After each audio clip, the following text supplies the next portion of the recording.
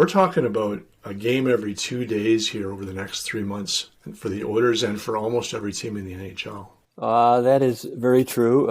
It's like a playoff schedule, where you play every second day, and then between games, nobody practices. They just rest up and play another game. But that's what happens when you get a bunch of games postponed. And the Oilers have 12 games in February.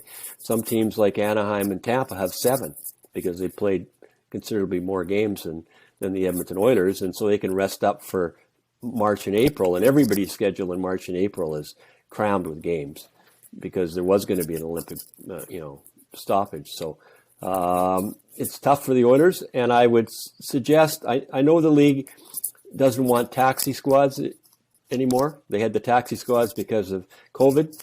I think if you're playing every second day, this is when you do need a taxi squad, to be honest.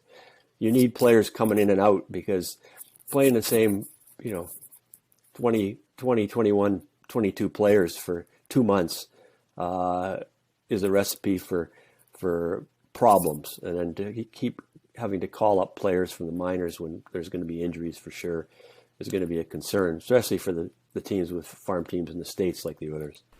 Yeah, and injury is top of mind when it comes to this compressed schedule. Playing so often, the risk of injury, players not getting time to recover here and there. It's the same for the Oilers. It's the same for everybody.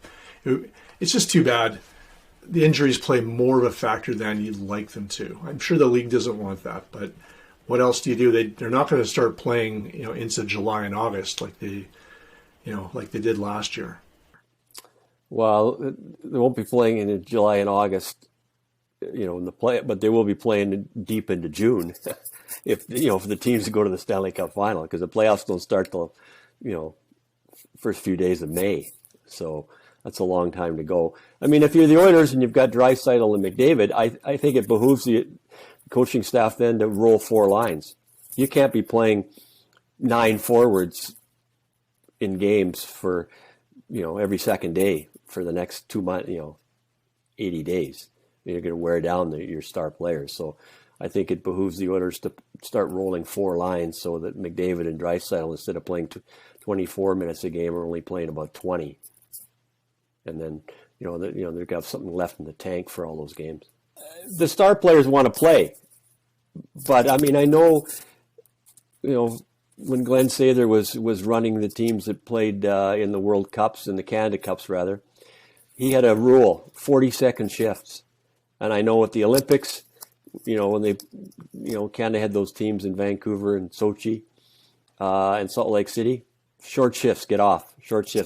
Now, those rosters are a little deeper than an NHL roster, so you don't have to overplay your star players. But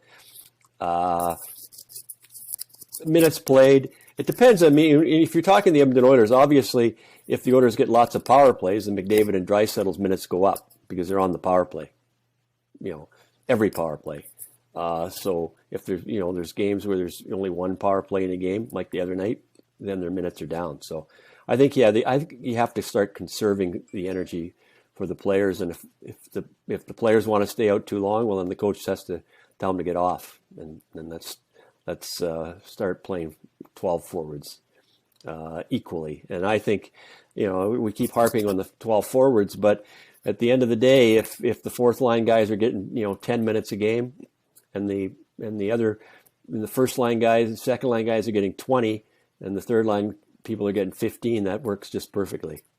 So I think that's the recipe for success in the next 2 months.